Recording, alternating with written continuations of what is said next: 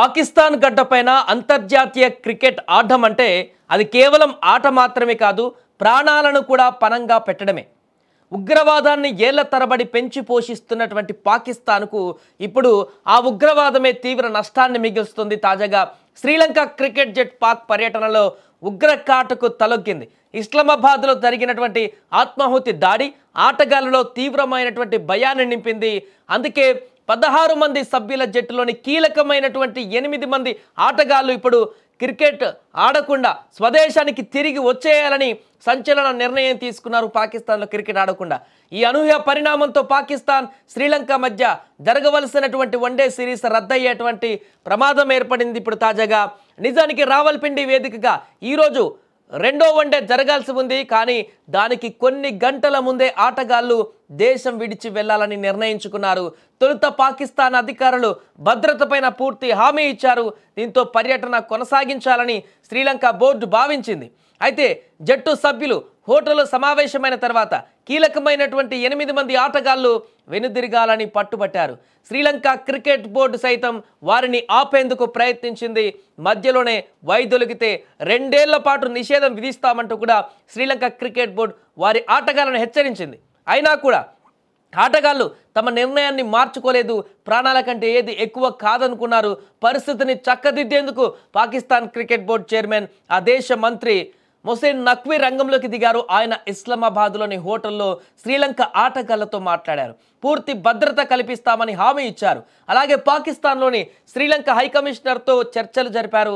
High commissioner Pak చర్యలపైన సంతృప్తి వ్యక్తం చేసిన ఆటగాళ్లలో ఉన్నటువంటి భయాందోళన మాత్రం ఏమాత్రం తగ్గలేదు. ఎందుకంటే ఆల్రెడీ ఒకసారి దెబ్బతిన్నారు శ్రీలంక క్రికెటర్లు. 2009లో ఇదే రకమైనటువంటి దాడితో తీవ్రంగా గాయపడ్డారు కూడా క్రికెటర్లు. ఆటగాళ్లలో ఇంత భయం ఉండడానికి ముఖ్య కారణాలు కూడా ఉన్నాయి. మొన్న మంగళవారం ఇస్లామాబాద్లో జరిగినటువంటి ఆత్మాహుతి దాడిలో 12 మంది మరణించారు అక్కడ పాకిస్తాన్లో.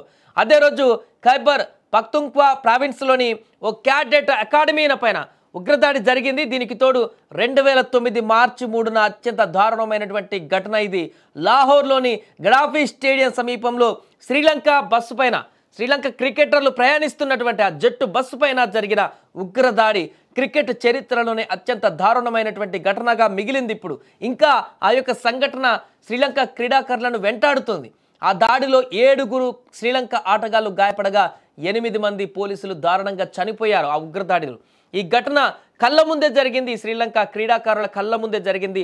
వారందరూ గాయపడ్డారు. ప్రత్యక్షంగా ఆ అనుభవాన్ని పొందారు. కాబట్టి పాకిస్తాన్లో క్రికెట్ అంటే దినదిన గండంగా మారిన పరిస్థితి ఏర్పడింది.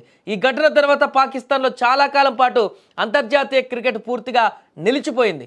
ఈ పరిణామాల నేపథ్యంలోనే మిగతా 2 వన్డేలు కూడా వాయిదా పడ్డాయి. ఈ రోజుతో కాకుండా సో ఆ అవకాశం కనిపిస్తుంది, వాయిదా పడేటువంటి అవకాశం. ఒకవేళ ఈ సిరీస్ పూర్తిగా రద్దయితే నవంబర్ 19 నుంచి శ్రీలంక ఆడవలసినటువంటి ట్రై సిరీస్ను కూడా వాయిదా పడేటువంటి అవకాశం ఉంది. దీంతో శ్రీలంక సంచలన నిర్ణయం తీసుకున్న ఆటగాళ్ళని చెప్పొచ్చు. ఒకవైపు బోర్డు ఒత్తిడి తెస్తున్నా కూడా ప్లేయర్స్ మాత్రం తమ ప్రాణాలని పణంగా పెట్టాలని చెప్పేసి అనుకోవట్లేదు.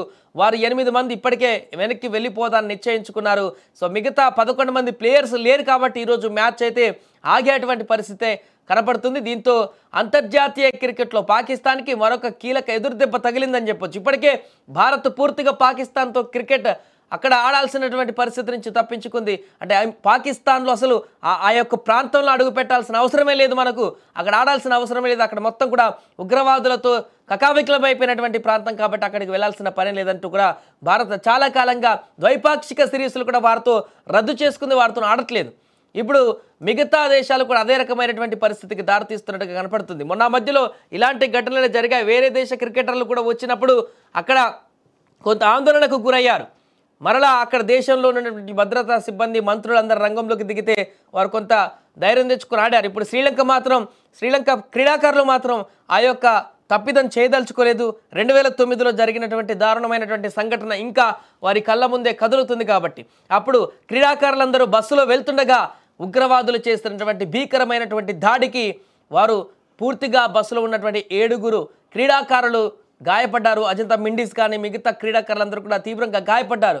అక్కడ అదృష్టం బాగుండి ఎవరికి ప్రాణ నష్టం జరగలేదు. కానీ వారికి అక్కడ జరిగినటువంటి దాడి, దాని ప్రభావం, దాని తాలూకు అనుభవాలు ఇంకా వారి కళ్ళ ముందే ఉన్నాయి. అందుకే మరలా అలాంటి అవకాశాన్ని అవతల వారికి ఇచ్చేటువంటి పరిస్థితి తీసుకురావట్లేదు వారు. అందుకే ఇక పాకిస్తాన్లో క్రికెట్ ఆడేటువంటి అవకాశం లేదనేటువంటి విధంగా అక్కడ పూర్తిగా శాంతి భద్రతలు విఘాతం కలిగింది కాబట్టి అక్కడ శాంతి భద్రతలు సరిగా ఉండవు కాబట్టి పాకిస్తాన్లో ఎప్పుడు ఏం జరుగుతుందో కూడా ఎవరు కూడా చెప్పలేరు. కాబట్టి ఇప్పుడు శ్రీలంక క్రీడాకారులు ఈ రకమైనటువంటి నిర్ణయం తీసుకున్నట్టుగా తెలుస్తుంది. ఏదేమైనా కూడా పాకిస్తాన్తో జరగవలసినటువంటి శ్రీలంక క్రికెట్ మ్యాచ్ అయితే రద్దయ్యేటువంటి అవకాశాలు ఎక్కువగా కనిపిస్తున్నాయి క్రీడాకారులు తీసుకున్న నిర్ణయంతో.